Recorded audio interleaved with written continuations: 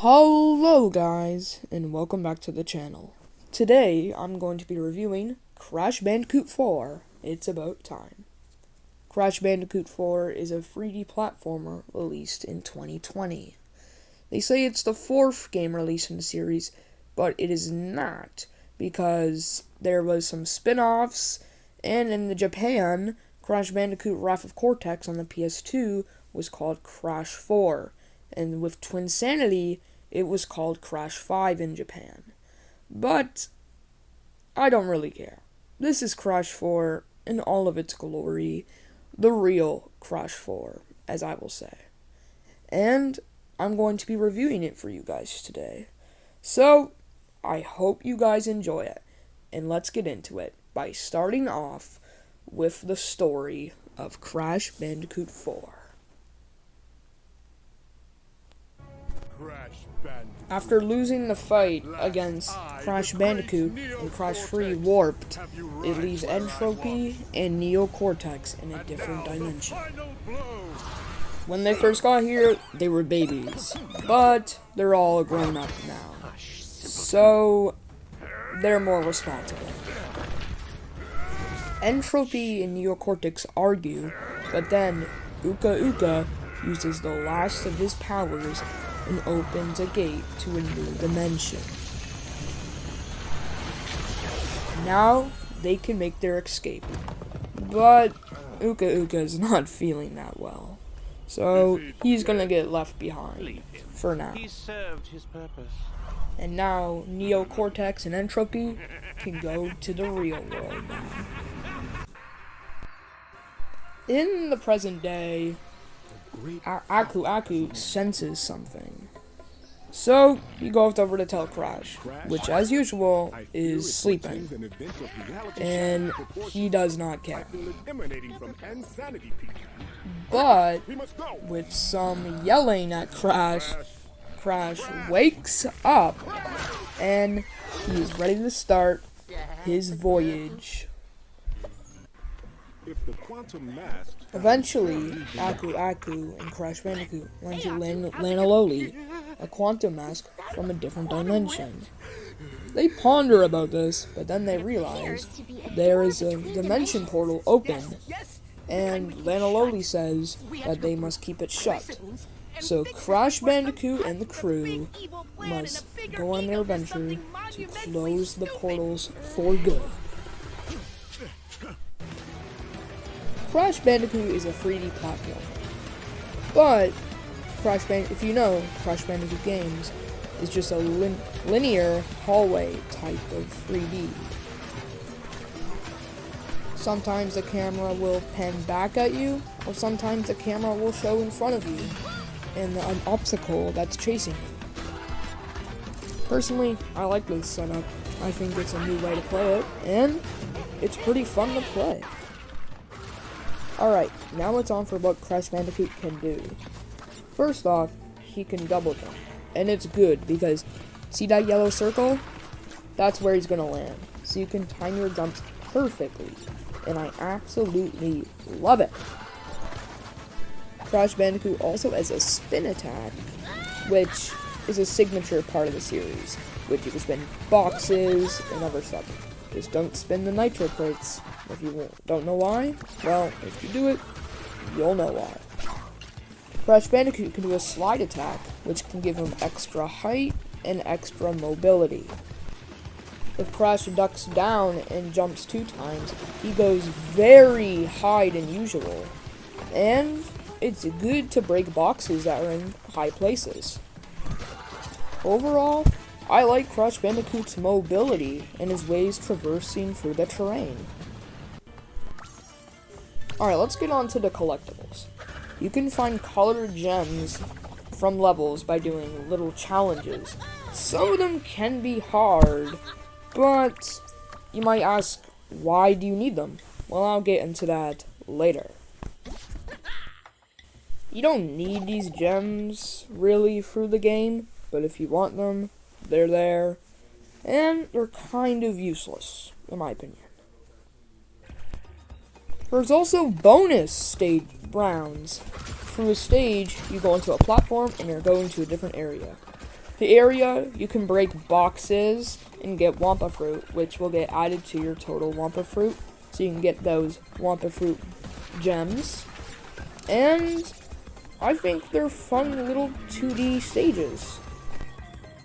They're optional, but if you want to do it, you can. Crash Bandicoot 4 also has boss fights, and they're pretty fun. They use all your stuff that you have and uses it so you can defeat them, and I like that. It's fun, frantic, and very good. I always like seeing the old bosses from the upper Crash Bandicoot games in a new high-resolution graphics. It's pretty cool. There are also different characters to play as, including Tana, Dingodile, and Neocortex. They're all unique, and they are all pretty fun to play as. And you can play through their timelines to see how they encounter Crash and Coco through their adventures. And I like this. This is some content that I am down with. There are also flashback tapes, which show the original experiments that Neocortex had with Crash. They're 2D stages, like the bonus rounds, and they make you think outside the box. How can I destroy all these boxes in the stage? These are optional, but they're there, and if you want to get a VHS tape, you have to go through the stage without dying, and then eventually you'll find it. A staple in the Crash series is the time trials, and yeah, they're pretty hard. But if you master the stages, then I can see you having fun with this. And if you're good at these, then you can get the platinum relics, the hardest relics, and you can feel proud of yourself. I like that it is here.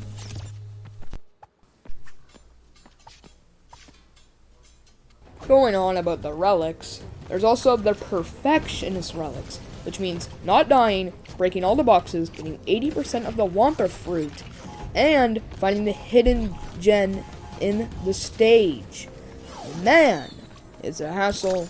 You will die, but practice makes perfect, and you will get it eventually.